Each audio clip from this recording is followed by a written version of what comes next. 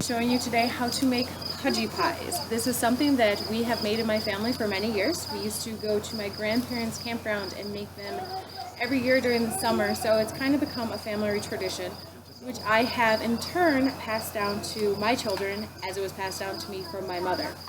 First, I'm going to show you some of the things that you're going to need when you are making a pudgy pie.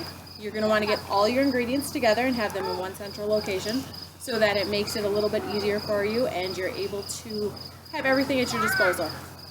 First, you're going to need some different kinds of bread. There's white bread, which you'll use for the traditional pudgy pie. There's rye bread, which you can use when you're making a Reuben pudgy pie. First, I'm going to tell you how to make a traditional pudgy pie, which is the one that we are actually going to be making today. And we'll have my children will have the opportunity to taste and let you know what it really tastes like.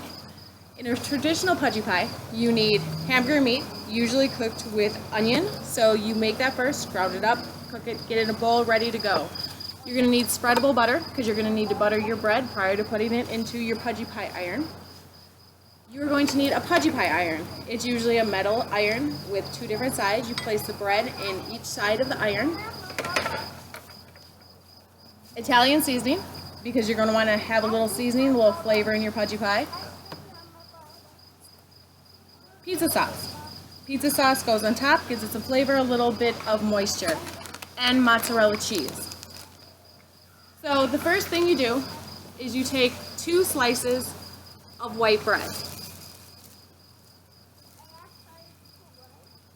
You're going to butter each slice of your white bread and place each slice into the pudgy pie maker. You're going to want to make sure that they fit in there nicely, because otherwise your bread's going to get burned around the edges. Nobody likes a burnt pudgy pie. You also want to make sure that you put the butter side down, as my peanut gallery is telling me.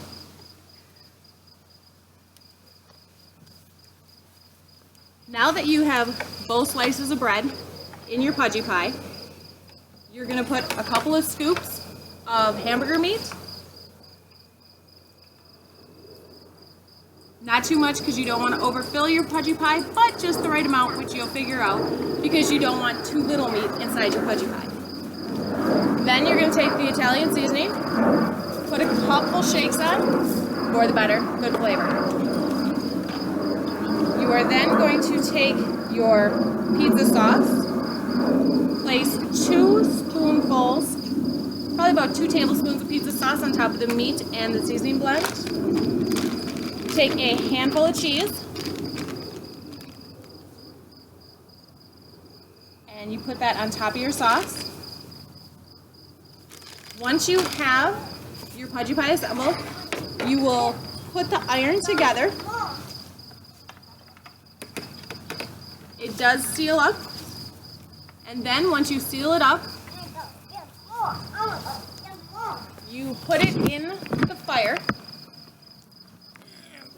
And now you will leave your pudgy pie in the fire for approximately probably 2 to 3 minutes on each side. Once the pudgy pie has been in the fire for a little while, it will brown up nicely, and I'll be able to show you that in a moment. As we're waiting for our pudgy pie to finish, let's discuss the different kinds of pudgy pies that you can make.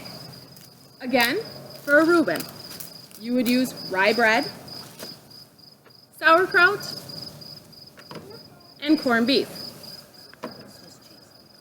And a little Swiss cheese also, as my peanut gallery again reminded me since I forgot.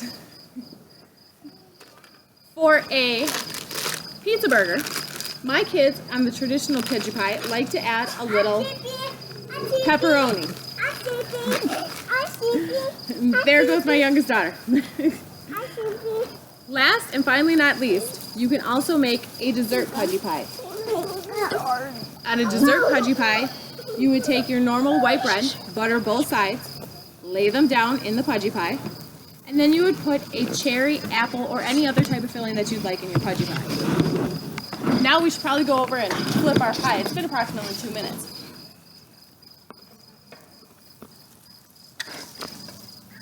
We've now flipped the pudgy pie. Now it'll take approximately 2 more minutes on the other side. Once the other side is done, you'll be able to take your pudgy pie out and have a delicious meal for your family. Wow, thanks to cameras, I think our Pudgy Pie is ready.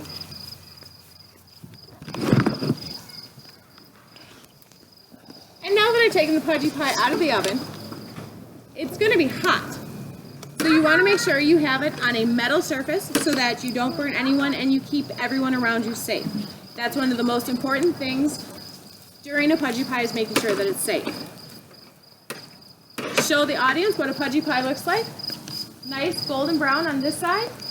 Oh my god. And now we'll actually put this onto a plate. You just pop your Pudgy Pie out onto a plate and your family can enjoy it. Kaylee, can you tell me how good the Pudgy Pie is, please? It's hot. Take a bite, please. How does the Pudgy Pie taste? It's yummy. But hot. And that would be how to make a Pudgy Pie.